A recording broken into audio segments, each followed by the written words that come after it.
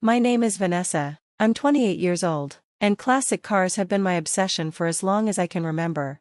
While other little girls were dressing up their dolls or begging for makeup kits, I was begging my parents for socket wrenches and spark plugs. I can still remember the puzzled looks from the sales clerk when my grandfather took me to the hardware store. "Are you sure she wants this?" they'd ask. My grandfather would just chuckle, sling an arm over my shoulder, and say, "She's got more grease in her veins than most men I know."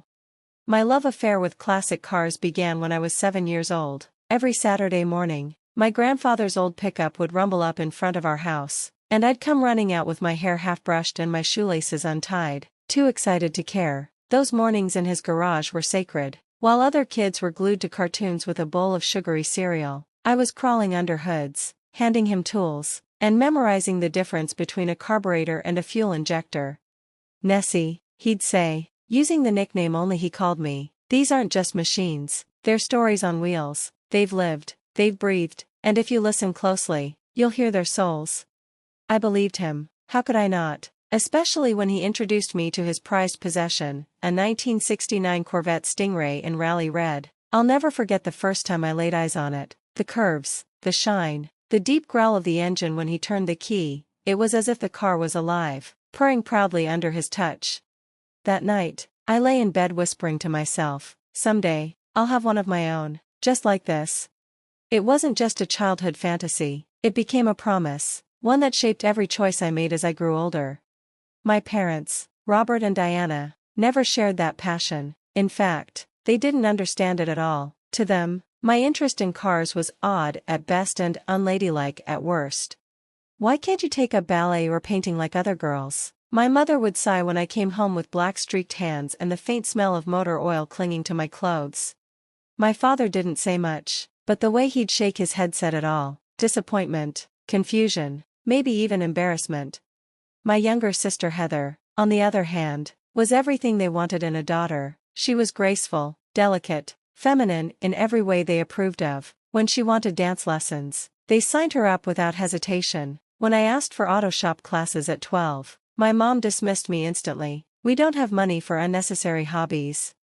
That became the pattern of our lives. Heather got the attention, the gifts, the investment. I got hand-me-downs, lectures, and an endless reminder that I wasn't quite enough.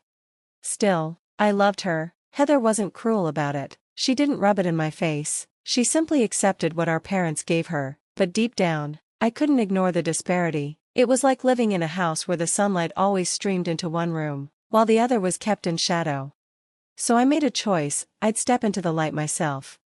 College was my first escape. I moved across the state, determined to build a future on my own terms. While Heather twirled in recitals and posted pictures of her weekend getaways, I was grinding through 3 part-time jobs just to pay tuition, coffee shop mornings, library assistant afternoons, tutoring sessions at night, and somewhere in between, I devoured my finance coursework.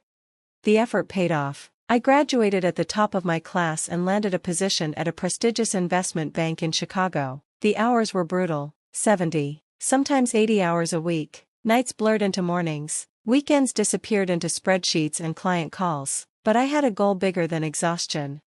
Every dollar I saved was another step closer to that promise I made when I was 7, while my coworkers spent their bonuses on luxury apartments, high-end wardrobes, or trips to Europe. I lived in a cramped apartment with 2 roommates, packed my own lunches, and walked to work rain or shine.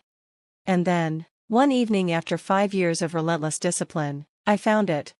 The listing appeared in an online forum for collectors, 1969 Corvette Stingray, rally red, excellent condition, one owner downsizing collection. My heart stopped. The price tag read $85,000, exactly what I had saved. Every cent of sacrifice, every hour of exhaustion, every lonely night had led to this. I drove to Wisconsin the very next weekend. The moment I saw it, I knew, it wasn't just a car, it was my car. When I slid behind the wheel and the engine roared to life, I swear I felt my grandfather there beside me. The tears came before I could stop them. "We did it, Grandpa," I whispered, my voice breaking. Driving it home was like reclaiming a piece of myself. That Corvette wasn't just a vehicle, it was a victory, proof that I could carve out a future, no matter who doubted me, proof that the promise I made to a wide-eyed 7-year-old girl in a dusty garage had been fulfilled. And yet, all that pride, All that love, all that history tied into one car made what happened next feel like the ultimate betrayal. I will not sugarcoat this. What they did constitutes grand theft auto and wire fraud, at minimum. Alicia, our attorney, leaned forward across her polished oak desk, her voice calm but firm. Each charge carries up to 15 years in prison, given their age, clean records, and the fact that this would likely be their first offense. It's possible the court would consider a lighter sentence, but let me be clear, prison is still on the table if charges are pressed. Her words hung heavy in the air. James and I exchanged a look, the same silent communication we'd perfected over years of marriage. Despite the anger simmering in me, anger that my parents had betrayed me so profoundly, the thought of seeing them behind bars was difficult to wrap my head around. My parents, who raised me, who celebrated my graduations, who were supposed to protect their children, not exploit them, the idea of them in prison clothes, sitting in a courtroom while strangers judged their every move, made bile rise in my throat. I folded my hands tightly in my lap. What are our options? Alicia didn't hesitate. Option 1, you press criminal charges, the state handles prosecution, and your parents face the consequences under the law. Option 2, you pursue civil remedies, suing them for damages, which would include the value of the car, costs incurred, and potentially punitive damages depending on the judge's ruling. Option 3, you resolve this privately, outside the courts, with a legally binding agreement that ensures financial restitution. That would be faster and less messy, though it doesn't technically erase their criminal liability. James shifted in his chair. And what would that third option entail, exactly?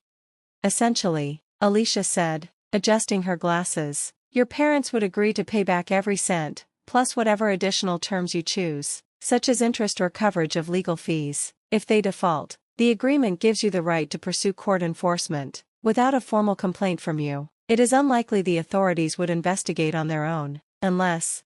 She paused, her eyes steady on mine. Unless the buyer discovers the fraud and reports it.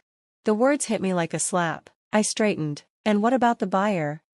Mr. Donovan? Alicia nodded. He is an innocent third party. He paid for a vehicle he believed was being sold legitimately. That complicates things significantly.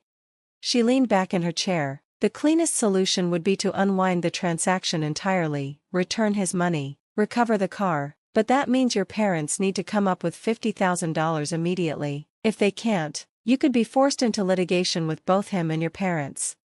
I rubbed my temples. They mentioned taking out a home equity loan. That could work, Alicia said carefully, but timing is crucial. The longer this drags on, the greater the chance Mr. Donovan uncovers the truth himself, and if he involves the authorities, this becomes criminal whether you want it or not. By the time James and I left her office, the crisp autumn afternoon felt darker than it should have. The city noises, the honking horns, the hum of traffic, seemed muffled, as though we were walking underwater, but at least we had a plan. Start with Mr. Donovan, be honest, try to undo the damage before it snowballed. I think we should meet him in person, James said as we reached the parking garage. His voice was firm, resolute. Something this serious shouldn't be handled over the phone. I nodded. He was right, so we called Mr. Donovan and arranged to meet at a neutral location, a coffee shop halfway between Chicago and his home in Indianapolis. The meeting was set for the next morning. But there was another problem we couldn't ignore: Heather.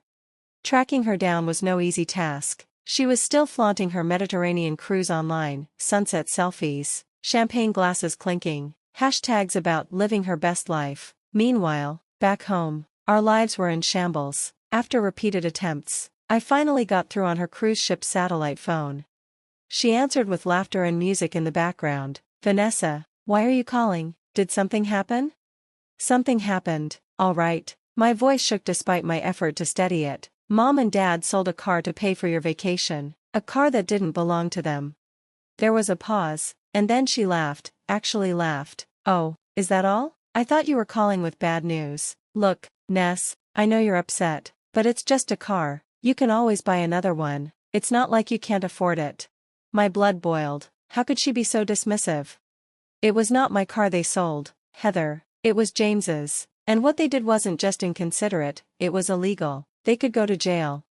Her tone shifted, the music behind her suddenly feeling too loud. Jail? Don't be ridiculous. Mom and Dad were just trying to help me. By stealing? By committing fraud? Those aren't favors, Heather, those are crimes. So, what are you saying? Her voice had lost its airy confidence, replaced by something closer to fear. I'm saying you need to come home, now. This mess started with you, whether you want to admit it or not. But the cruise isn't over for another week. Then get off at the next port and fly home, I snapped. This isn't optional, you need to face what you've done. I didn't ask them to sell a car, she protested. Didn't you? Mom told me you were practically in tears over missing this trip. You said you needed it, that you were depressed, and they listened. They sold something that wasn't theirs, because of you. The silence on the line told me everything I needed to know. That's what I thought, I said coldly. I'll text you the details of what's happening. Be ready to help repay the debt when you land. The next morning, James and I met Mr. Donovan at a bustling coffee shop off the interstate. He was a middle-aged man with sharp eyes, his hands calloused in a way that told me he wasn't just a casual collector, he loved his cars. After we explained, his face turned red. Let me get this straight, I bought a stolen car, with forged paperwork, from your parents. Technically, yes, I admitted, my throat tight. They acted without authorization, but we want to make this right. Make it right? He barked. I spent 50 grand, I've already registered it, insured it, started making upgrades. Do you have any idea the mess this puts me in? James kept his tone calm, measured. We're prepared to refund the full amount, $50,000, plus an additional $5,000 for your trouble and expenses. That made Donovan pause, his jaw unclenched, though his eyes remained wary. And the car? It needs to be returned, I said. It was never theirs to sell. He stared at us for a long moment, then nodded slowly. Fine, but I want the money wired into my account before I release the car. I won't risk being left empty-handed. Fair enough, but that meant one thing, my parents had to come up with $55,000, fast. And if they couldn't, everything, our family, our reputations, their freedom, would crumble.